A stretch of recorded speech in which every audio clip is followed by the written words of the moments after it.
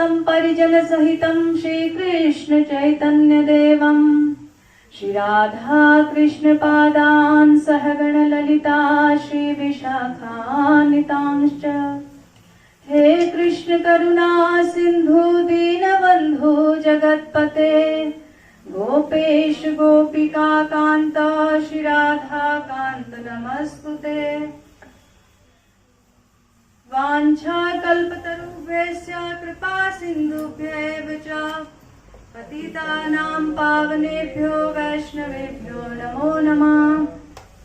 जय श्री कृष्ण चैतन्य प्रभु नित्यानंद श्री अद्वैत गदाधर श्रीवासादि गौर भक्त वृंद। हरे कृष्णा कृष्णा कृष्णा हरे हरे, हरे राम राम राम हरे हरे। हरे कृष्णा कृष्णा कृष्णा हरे हरे, हरे राम राम हरे हरे। हरे कृष्णा कृष्णा कृष्णा हरे हरे, हरे राम राम हरे हरे।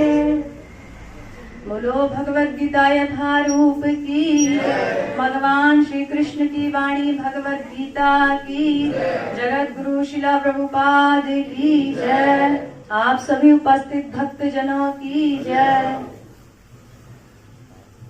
भगवद गीता यथारूप अध्याय 10 श्लोक संख्या 9। श्लोक बोर्ड पर लिखा है, आप लोग सब पीछे दोहराएंगे। मच्चित्ता मद्गत प्राणा बोधयन्ता परस्परम् कथयन्तश्च मां नित्यम् तुष्यन्ति च रमन्ति च। मच्चित्ता मद्गत प्राणा बोधयन्ता परस्परम् कथयन्तश्च मां नित्यम् तुष्यन्ति च रमन्ति च। मच्चित्ता मद्गत प्राणा बोधयन्ता परस्परम् कथयन्तश्च मां नित्यम् तुष्यन्ति च रमन्ति च। प्रभु जी बोलिए कोई। मच्चित्ता मद्गत प्राणा बोधयन्ता परस्परम् कथयन्तश्च मां नित्यम् तुष्यन्ति च रमन्ति च। माता जी बोलिए। मच्चित्ता मद्गत प्राणा बोधयन्ता परस्परम् कथयन्तश्च मां नित्यम् तुष्यन्ति च रमन्ति च। शब्दार्थ मच्चित्ता, जिनके मन मुझ में रमे हैं। मद्गत प्राणा, जिनके जीवन मुझ में अर्पित हैं। बोधयन्ता, उपदेश देते हुए। परस्परम, एक दूसरे से, आपस में। कथयन्ता, बातें करते हुए। च, भी, माम, मेरे विषय में। नित्यम, निरंतर। तुष्यन्ति, प्रसन्न होते हैं। च, भी, रमन्ति, दिव्य आनंद भोगते हुए। च, भी। अनुवाद। मेरे शुद्ध भक्तों के विचार मुझ में वास करते हैं तथा उनके जीवन मेरी सेवा में अर्पित रहते हैं और वे एक दूसरे को ज्ञान प्रदान करते हैं तथा मेरे विषय में बातें करते हुए परम संतोष तथा आनंद का अनुभव करते हैं। तात्पर्य अर्चनी वंदनी जगत गुरु शिला प्रभुपाद की जय। यहाँ जिन शुद्ध भक्तों के लक्षणों का उल्लेख हुआ है वे निरंतर भगवान की दिव्य प्रेमा भक्ति में रमे रहते हैं। उनके मन कृष्ण के चरण कमलों से हटते नहीं, वे दिव्य विषयों की ही चर्चा चलाते हैं। इस श्लोक में शुद्ध भक्तों के लक्षणों का विशेष रूप से उल्लेख हुआ है। भगवत भक्त परमेश्वर के गुणों तथा उनकी लीलाओं के गान में अहर्निश लगे रहते हैं। उनके हृदय तथा आत्माएं निरंतर कृष्ण में निमग्न रहती हैं और वे अन्य भक्तों से भगवान के विषय में बातें करने में ही आनंद का अनुभव उठाते हैं। नमो विष्णुपादाय कृष्ण प्रेष्ठाय भूतले श्रीमते भक्तिवेदांत स्वामी नित्य नमस्ते सरस्वती देवी गौरवाणी प्रचारिणे निर्विशेष। बोले हरे कृष्णा हरे कृष्णा कृष्णा कृष्णा हरे हरे हरे राम राम राम हरे हरे। सर्वप्रथम आप सभी भक्तों का माताओं का सत्संग में हार्दिक स्वागत है। आज हम भगवत गीता के 10वें अध्याय के 9वें श्लोक पर चर्चा कर रहे हैं। वास्तव में जो 10वां अध्याय है इसका शीर्षक है श्री भगवान का ऐश्वर्य।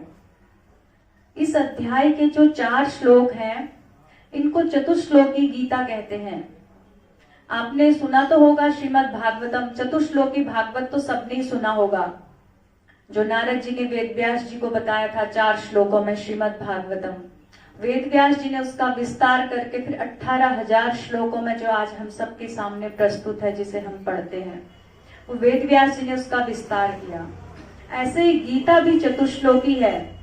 चतुश्लोकी अर्थात जो ये 4 श्लोक हैं ये गीता का सार है। यदि कोई कहे पूरी गीता मुझे कम शब्दों में समझनी है तो वो 4 श्लोकों को समझ जाए तो पूरी गीता उसके समझ आ सकती है।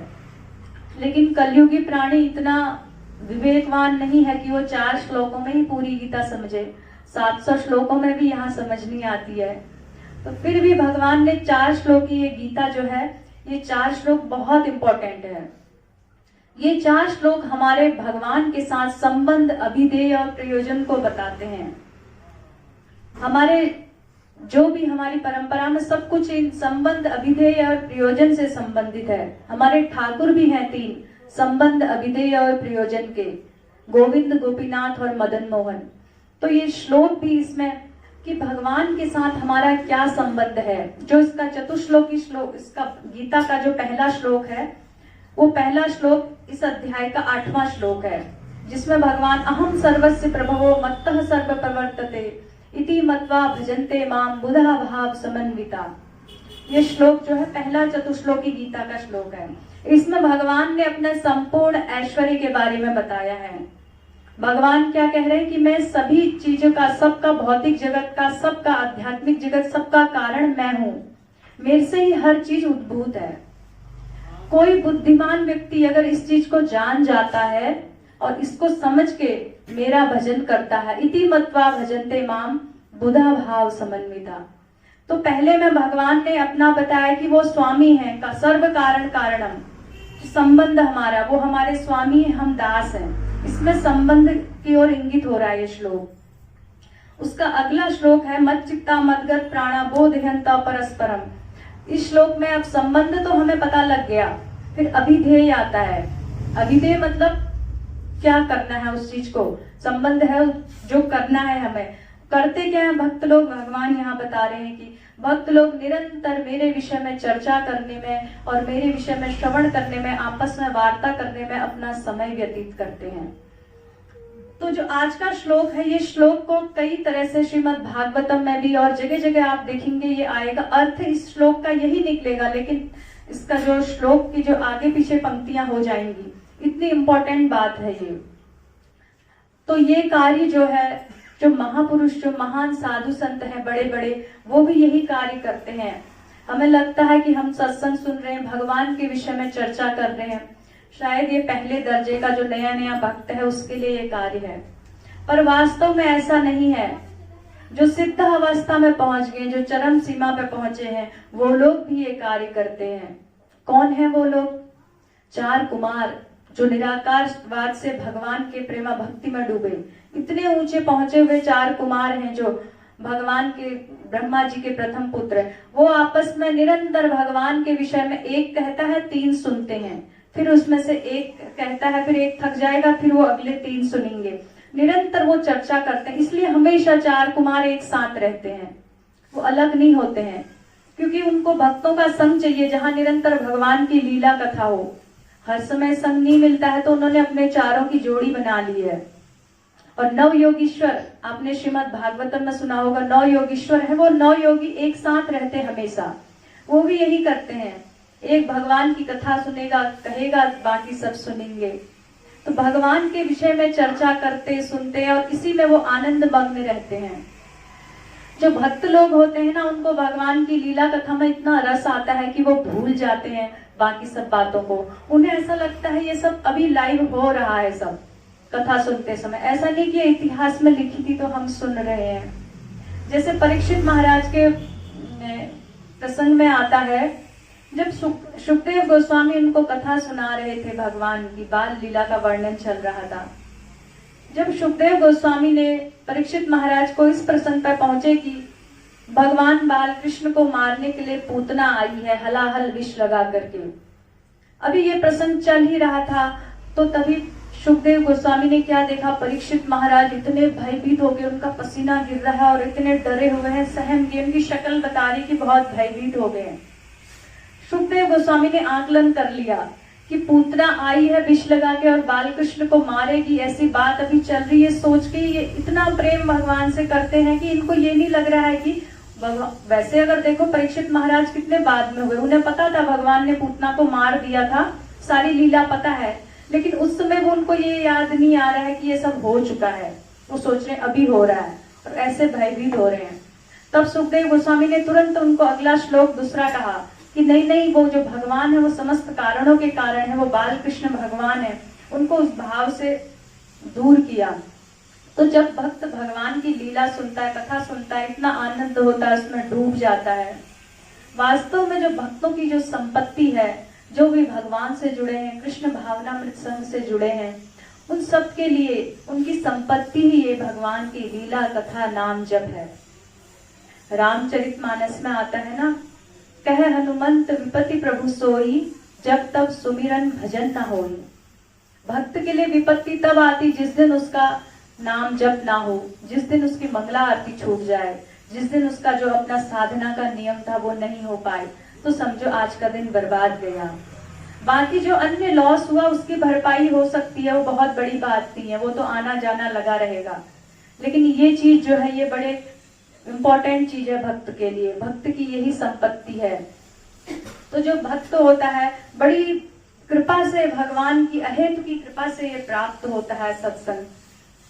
तो भगवान कह रहे ऐसे शुद्ध भक्तों के विचार मुझ में वास करते हैं, मतलब हमेशा वो दिमाग से भगवान के विषय में ही सोचते रहते हैं, उनका जीवन मेरी सेवा में अर्पित रहता है। स्वाभाविक है, जिसके विषय में सोचेंगे उससे हमारी आसक्ति होगी। ध्यायते विषयान पुंसान, कि जब जिस चीज का हम ध्यान करते हैं, विषयों का ध्यान करते हैं, तो विषयों से आसक्ति होती है। भगवान का ध्यान करेंगे, भगवान से आसक्ति हो जाएगी। किसी से आपने अटैचमेंट लगानी है, भौतिक जगत में हो, आध्यात्मिक जगत में, एक ही रूल है, उसके विषय में आप चिंतन करना शुरू कर दो, अपने आप कुछ दिनों बाद देखोगे स्वाभाविक आपको उससे अटैचमेंट बढ़ती जा रही है। तो जब ऐसा होता है तो भगवान कहते हैं मेरे विषय में बातें करते परम संतोष आनंद का अनुभव करते हैं। आगे प्रभुपाद जी बता रहे हैं, भगवान चैतन्य दिव्य भक्ति की तुलना जीव के हृदय में बीज बोने से करते हैं। भगवान चैतन्य दिव्य भक्ति की तुलना जीव के हृदय में बीज बोने से करते हैं। ब्रह्मांड के विभिन्न लोकों में असंख्य जीव विचरण करते रहते हैं। इनमें से कुछ ही भाग्यशाली होते हैं जिनकी शुद्ध भक्त से भेंट हो पाती है और जिन्हें भक्ति समझने का अवसर प्राप्त होता है। देखो आपने चैतन्य चरितामृत में एक प्यार आता है, ब्रह्मांड भ्रमिते कौन भाग्यवान जीव, गुरु कृष्ण प्रसादे पाए भक्ति लता बीज। एक ब्रह्मांड में 14 लोक होते हैं। इस 14 लोकों में ही जीवात्मा भ्रमण करती है अपने कर्म चक्र के हिसाब से, हमेशा निरंतर उसमें घूमती रहती है। 7 लोक नीचे होते हैं, 6 लोक ऊपर होते हैं और एक हमारा बीच का जो भूलोक है पृथ्वी। इसी में चक्कर काटता रहता है जीव, कभी उच्च लोकों में पुण्य करता है, उच्च लोकों में जाता है, कभी नीचे जाता है, कभी बैलेंस होता है पाप पुण्य का तो यहाँ धरती पे आता है। इससे बाहर निकलने का कभी उसको चांस नहीं मिलता है, अनादिकाल से इस क्रम में घूमता जा रहा है। तो लेकिन चैतन्य महाप्रभु कह रहे हैं भाग्यशाली जीवात्मा वो होती है जिसके हृदय में गुरु कृपा से भक्ति का बीज मिल जाता है। उसके पास ऐसी सामर्थ्य आती कि इस ब्रह्मांड को भेद के वो ऊपर निकल सके, जिसके बारे में सोचा भी नहीं होता है।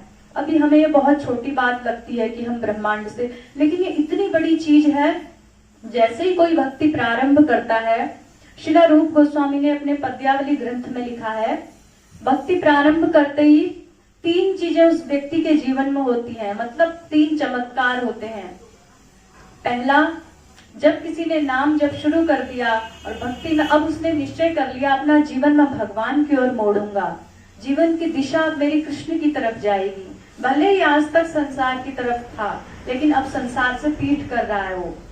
तो कहते हैं जब वो नाम जब शुरू करता है तो यमराज जी क्या करते हैं, यमपुरी में बैठे हुए जो सबका खाता लिख रहे हैं, उनके जो अनुचर हैं चित्रगुप्त जी, यमराज जी चित्रगुप्त को बुलाते हैं, कहते हैं इधर आओ, इस नाम का व्यक्ति, उसका रजिस्टर है आपके पास, उसको फाड़ो और फेंको। चित्रगुप्त जी कहते हैं अच्छा, जो आज तक इतना खाता भरा इतना लिखा उसका क्या होगा? कहते हैं अब छोड़ो, उसने नाम जब शुरू कर दिया है, उसने एक बार मुकुंद भगवान की शरण ले ली जो मुक्ति को प्रदान करने वाले हैं, तो अब वो हमारे कस्टमर नहीं है, अब हमारे पास नहीं आएगा। समय लग सकता है, 1 जन्म 2 जन्म, ज्यादा से ज्यादा 3 जन्म, लेकिन अब वो हमारा ग्राहक नहीं, हाथ से निकल चुका है। ये वास्तव में बात है, श्रीला रूप गोस्वामी ने कही है। पहला ये कार्य होता है। दूसरा कार्य क्या होता है, ब्रह्मा जी अपने ब्रह्मलोक में आरती की थाली सजा के रख लेते हैं कि मेरे ब्रह्मांड से, ये जो 14 लोगों का ब्रह्मांड है उसके नियंता ब्रह्मा जी, एक ब्रह्मा जी को एक ब्रह्मांड सौंपा होता है। ब्रह्मा जी कहते हैं कि ये व्यक्ति अब भगवान की शरण में आ गया, इसने नाम जब शुरू कर दिया, एक ना एक दिन ये 14 लोगों को, मेरे ब्रह्मांड को भेद के भगवान के धाम वैकुंठ जाएगा। जब ये जाएगा तो जीवात्मा इसी रास्ते से तो जाएगी इन लोगों को क्रॉस करते हुए, और जब वो जाएगी मैं उसकी आरती करूंगा क्योंकि वो भगवान के धाम जा रही और मेरे ब्रह्मलोक से जा रही। उनको जैसे किसी माता पिता को उनका बच्चा कोई बड़ा कार्य करता है कितना गर्व होता है, ऐसे जो ब्रह्मा जी हमारे पितामह हैं, सृष्टि करने वाले तो वही हैं, तो उनको बड़ा गर्व लगता है कि देखो मेरे ब्रह्मांड की एक आत्मा भगवत धाम जाएगी। वो आरती की थाली सजाते हैं। और गोलोक वृंदावन में भी कुछ होता है। वहां क्या होता है, वहां श्रीमती राधा रानी अपनी सखी को बुलाती हैं, कहती हैं सखी एक इस नाम की जीवात्मा है, इसका नाम इस नाम से नोट कर लो अपने रजिस्टर में, भविष्य में ये हमारी सेवा में यहाँ गोलोक वृंदावन में आने वाली है। अच्छा, सखी बड़ी हैरान हो जाती, कहती उसने भगवान नाम की शरण ले ली, गुरु के द्वारा उसको बीज प्राप्त हो गया। अब आप ही सोचो, कहीं उर्वरा भूमि पर बीज डाल दो, पौधा तो उगेगा ही उगेगा, उसको अगर आप खाद पानी दे रहे हो, अब बीज डाल दिया तो पौधा उगेगा। तो गुरु के द्वारा जब हमारे हृदय में भक्ति का बीज, नाम का बीज, गुरु क्या बीज डालते हैं, कान में हरि नाम सुनाते हैं। जब भी दीक्षा होती क्या होता है, हरे कृष्ण महामंत्र हमारे कान में देते हैं, तो वो बीज हमारे हृदय में पड़ गया है। अब बीज की सिंचाई करने का हमारा दायित्व है। सिंचाई क्या है, इसमें खाद और पानी यही है कि हरिनाम कीर्तन करें, श्रवण करें और सत्संग करें, कथा सुने। अगर ये करते रहेंगे तो बीज को खाद पानी मिलेगा, वो बढ़ेगा। और थोड़ी सी सावधानी भी होती, जब क्या होता है, जब पौधा छोटा होता है तो उसको हम बाड़ा बनाते हैं ना, कि कहीं टूट ना जाए, कोई बकरी ना खा जाए, तो एक बाड़े की भी आवश्यकता होती है। वो बाड़ा क्या है, वैष्णव अपराध, कहीं किसी भक्त वैष्णव के प्रति हमारे से अपराध ना हो जाए। तो इस चीज का ध्यान रखते हुए जब हम नाम कीर्तन जप और कथा श्रवण करते हैं, अपने आप वो भक्ति बढ़ रही है। शुरू में हमें ध्यान रखना है, बाद में जब वो वृक्ष बन जाएगी फिर उसको कुछ नहीं होगा, फिर कोई नहीं तोड़ पाएगा। तो इस प्रकार जब हम कथा श्रवण भक्ति के द्वारा अपनी इस भक्ति लता बीज को बहुत बढ़ा लेते हैं, यहाँ पर वही बात महाप्रभु कह रहे हैं जिसे प्रभुपाद जी ने यहाँ पर इंगित किया है कि ब्रह्मांड में अनेकों जीव घूम रहे, लेकिन कुछ कुछ भाग्यशाली को ही मौका मिल रहा है। आप लोग देख ही रहे हैं, इतना बड़ा हल्द्वानी शहर है, कितने लोग इस सत्संग में आ पा रहे हैं। वही गिने चुने थोड़े बहुत हैं जिनकी श्रद्धा है, और नियमित रूप से कुछ कुछ नहीं आ रहे हैं। मतलब सबको ये मौका नहीं मिलता है भगवान की सेवा का। अगर मौका मिला है तो भगवान चाहते हम उनकी ओर आए, तब भगवान ने ये संदेश हमें भेजा हुआ है। कहीं ना कहीं भगवान हमें अपनी ओर बुलाना चाह रहे हैं। हम भी बस थोड़ा सा प्रयास हम भी कर दे तो बाकी भगवान के हाथ में सारा काम। तो इस तरह भगवान की लीला कथाओं के श्रवण में जब भक्त आनंदित होता रहता है, उसको किसी भी प्रकार की और कोई सांसारिक दुख विपत्ति उसे प्रभावित नहीं करती है, इतना आनंद में रहता है। श्रीमद् भागवतम में महारानी कुंती का प्रसंग आता है। कुंती महारानी ने भी इसी श्लोक को अपने शब्दों में कहा है कि भक्तजन क्या होते हैं, निरंतर आपकी लीला कथा सुनते हुए इतने आनंद में मग्न रहते हैं कि इस भव समुद्र में रहते हुए भी वो आपके चरण कमलों को पा लेते हैं। और कैसे पा लेते हैं? जैसे कोई गाय के खुर से भरा हुआ जो गड्ढा होता है ना, पानी भर जाता है, गाय कहीं खुर अपना लगाए, उसमें पानी भर गया, उसको लांघने के लिए कोई नाव की जरूरत होती है? नहीं होती है, ऐसे लांघ लेंगे। कहते हैं भवसागर इतना दुर्लंघ्य है, इसके लिए कहा गया है। लेकिन भक्तजन आपकी लीला कथा और नाम जप में इतने मग्न होते हैं कि उसको ऐसे लांघ जाते हैं, उन्हें पता भी नहीं चलता है। तो ये भगवान का ऐसा एक, अगर भगवान की कथा ना हो, भगवान का नाम ना हो, तो संसार में कुछ रहने का कोई फायदा ही नहीं। हनुमान जी ने क्या कहा जब भगवान ने कहा तुम यहीं रहो, मैं जा रहा हूँ भगवत धाम। हनुमान जी ने कहा प्रभु मैं तभी तक रहूंगा जब तक आपके भक्त यहाँ नाम कीर्तन करते रहेंगे इस धरती पर, उसके बाद मैं भी नहीं रह पाऊंगा। तो भक्तों का प्राण ही वो होता है, उनको उसी में आनंद आता है, उसी में सुख मिलता है। जैसे आज सारे लोग अब 31 मनाने के लिए लगे हुए हैं, कोई किस तरह कोई किस तरह, जिसका जहां रुचि है उस तरह वो सेलिब्रेट कर रहे हैं। आप लोग भी हैं, सब लोग देखो भगवान के पास आए हैं। जो भक्त होगा उसके जीवन का केंद्र जब कृष्ण बन जाते हैं, उसकी खुशी भी कृष्ण के साथ, उसका गम भी कृष्ण के साथ ही होता है। कृष्ण को अपने परिवार के एक सदस्य के साथ मानते हुए सब कुछ उनके साथ ही आदान प्रदान करता है। हालांकि हमारे हिंदू पंचांग के हिसाब से तो चैत्र शुक्ल प्रतिपदा को हमारा नव संवत्सर शुरू होता है, नया साल, लेकिन अंग्रेजी उसके मानते हैं तो उस हिसाब से सेलिब्रेट करते हैं। तो हमें क्या, भक्तों को क्या करना है? कीर्तन करना है, कथा करनी है, भंडारा खाना है, कुछ भी हो जाए मौका मिलना चाहिए बस। तो मौका मिलते ही, तो इसलिए सभी जगह इस्कॉन टेम्पल में भी आप देखते होंगे 31 सेलिब्रेट करते हैं। तो वो इसलिए करते हैं, उद्देश्य उनका एक ही होता है कि सब भक्तजन मिलकर हरिनाम कीर्तन करें और प्रसाद पाएं। तो लोग इस बहाने आ जाते हैं, रात को कीर्तन करते, जागरण करते। ऐसे कोई नहीं करेगा कि आज 31 मनाना तो चलो चल पड़ेंगे। तो ये समय का देखो, जैसे 2022 जा रहा है, 2023 आ रहा है, तो हर कोई व्यक्ति ऐसा करता है, नया साल आया तो नए नए संकल्प लेता है, हम ऐसा करेंगे ऐसा करेंगे। स्वाभाविक, आप लोगों ने भी सबने कुछ ना कुछ संकल्प लिया होगा, जो जिस क्षेत्र में है उस क्षेत्र में आगे बढ़ने के लिए। हमारा क्षेत्र है भक्ति का, कृष्ण भावनामृत का, तो हमें भी जब भगवान की ओर आगे बढ़ना है, हमारा उद्देश्य जब लक्ष्य वो है, तो एक लक्ष्य तो बहुत बड़ा है, लेकिन बड़े लक्ष्य को भी एक छलांग में तो नहीं माप सकते हैं। उसके लिए क्या होता है, हमें छोटे छोटे, जैसे मान लो किसी को बहुत ऊंचा पहुंचना है, तो सीढ़ी क्रॉस करके वहां तक पहुंचेगा, एक ही छलांग में तो नहीं 10 सीढ़ी पार कर सकता है। ऐसे जब भक्ति करना हमारा लक्ष्य तो बन चुका है, लेकिन वहां तक पहुंचने के लिए हम भी छोटे छोटे लक्ष्य रख सकते हैं कि साल 2023 तक मेरा इतना लक्ष्य है, इतना क्रॉस करूं, फिर अगली बार उससे अगली सीढ़ी का लक्ष्य रख सकते हैं। हमें तो बस बहाना चाहिए कैसे भी भगवान की भक्ति आगे बढ़ाने के लिए, न्यू ईयर समझ के ही कर लें। तो हमें ऐसा कोई अपना बनाना चाहिए, अपनी दिनचर्या में नया नया कुछ ऐड करें कि 2022 में हम जो नहीं कर पाए, हम अपना आकलन करें कि 2022 में हमने कितना अपना जो भी साधना थी, जो भी भगवान की ओर हम बढ़ रहे थे, कितना हम कर पाए, कितना नहीं कर पाए। क्योंकि ये समय है, बीतता जा रहा है, काल पे किसी का वश नहीं चलता है। लेकिन जहां भगवान का सत्संग होता है, जितने समय हम भगवान का नाम जप, सत्संग, सेवा, सुमिरन इससे जुड़ते हैं ना, वो काल के अधीन नहीं होता। वो समय हमारे काल के अधीन नहीं लिखा जाएगा। क्योंकि वो दिव्य हो जाता है। जो भी चीज भगवान से संपर्क करती, भगवान कालातीत है तो उनसे जुड़ा हुआ समय भी कालातीत होता है। भक्त लोग काल पे विजय प्राप्त कर लेते हैं। अब ध्रुव महाराज के प्रसंग में आता है, ध्रुव महाराज ने 5 वर्ष में भगवान की भक्ति करी, सारा जीवन भगवान को समर्पित करके बिताया। उसके बाद जब उनका अंतिम समय आया, बताते जिस समय अब सबको यहाँ से जाना होता है, तो उनका भी अंतिम समय आया। तो उस समय वो संध्या कर रहे थे, अपनी गायत्री कर रहे थे ध्रुव महाराज। तो उस समय कहते हैं काल आया उनके सामने, हाथ जोड़ के नीचे बैठा हुआ है। तो ध्रुव महाराज ने आंख खोली, पूछा कौन? कहते हैं प्रभु मैं काल हूँ, यदि आपकी इच्छा हो तो मुझे कृतार्थ करिए, आपका समय हो गया अब जाने का।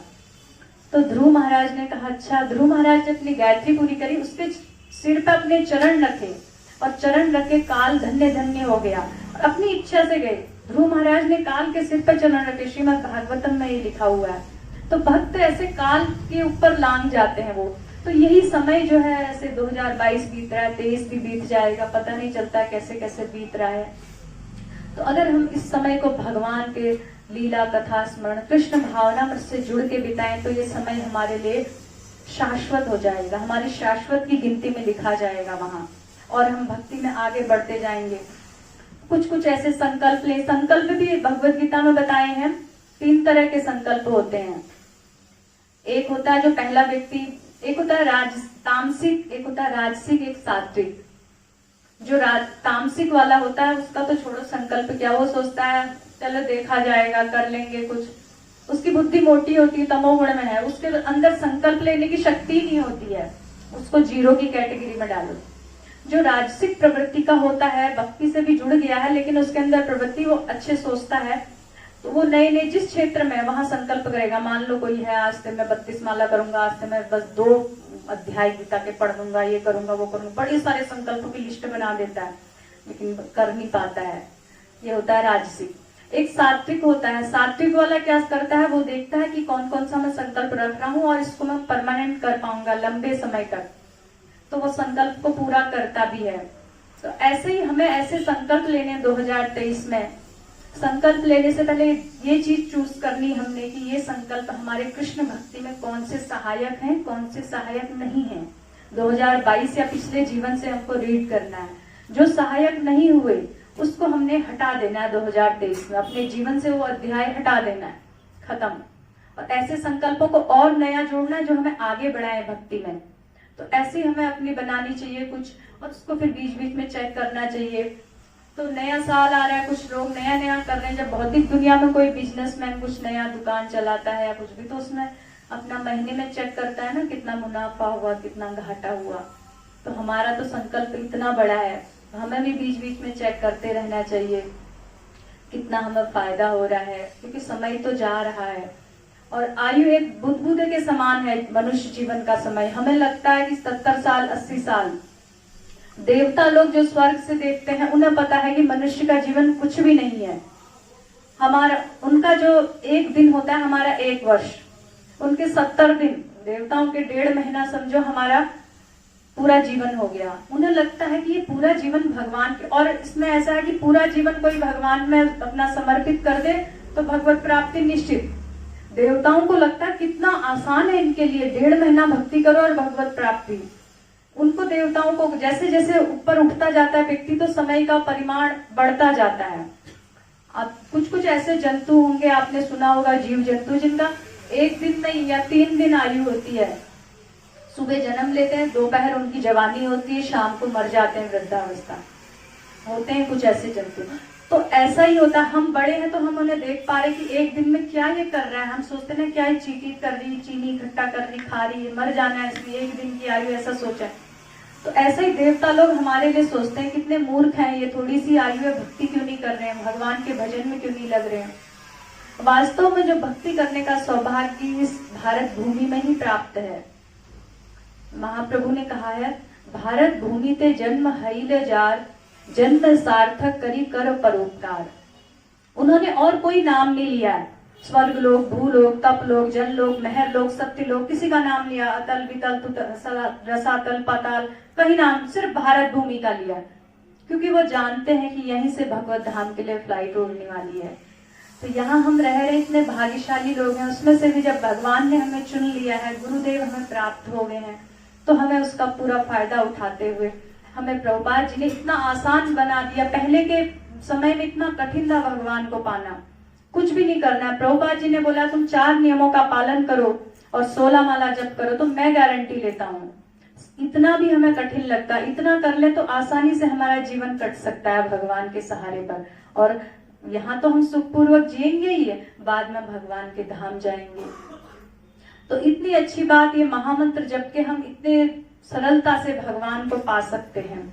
एक बार सब बोलिए हरे कृष्णा कृष्णा कृष्णा हरे हरे, हरे राम राम राम हरे हरे।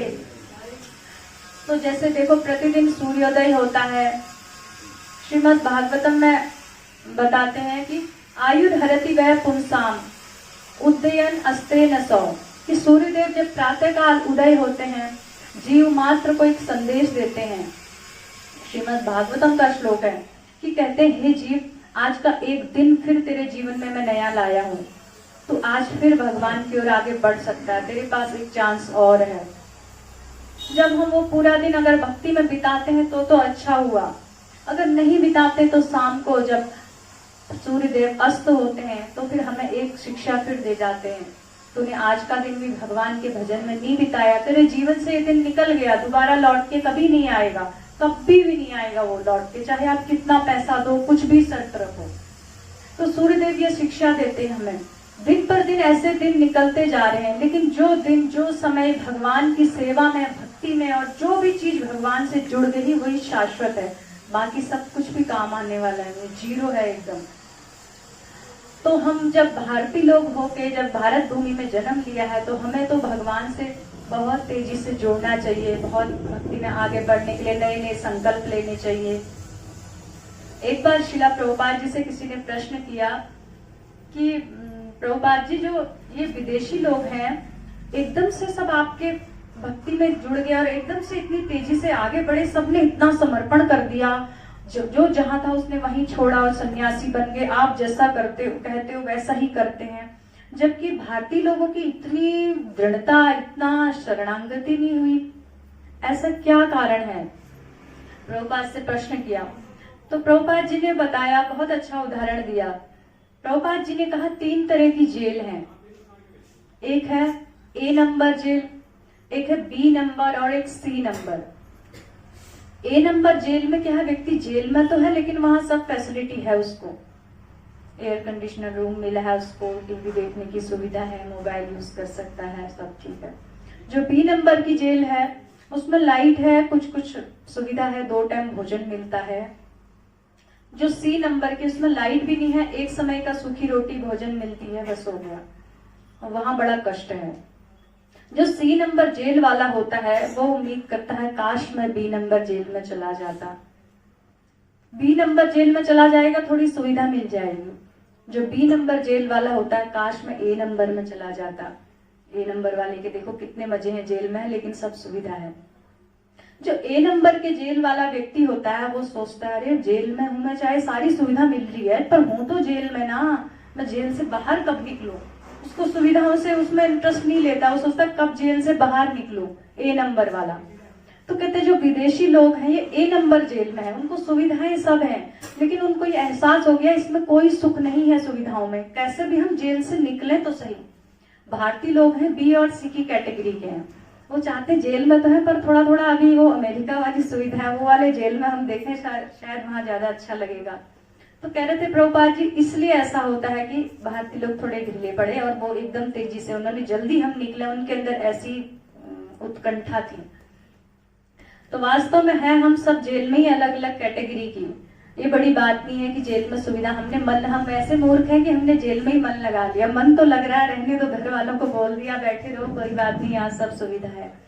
जेल से निकलना है, जेल से तब निकलेंगे जब जो जेल का जो जेलर जो होता है वो कहेगा कि ये व्यक्ति सुधर गया है, जब उसको गारंटी हो जाएगी, जब हम सुधरेंगे तभी जेल से निकलेंगे, क्योंकि ये बना ही सुधरने के लिए है। अगर हम फिर जेल में रह के कुछ और गलती करेंगे तो क्या होगा, हमारी अवधि बढ़ा दी जाएगी।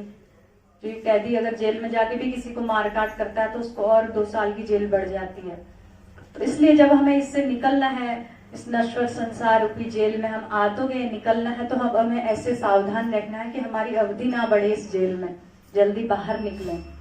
उस जेल से बाहर निकलने के लिए क्या है, जब जेल में हम बैठे हैं तो हमको पुकारना है किसको, हरे कृष्णा कृष्णा कृष्णा हरे हरे, हरे राम राम राम हरे हरे।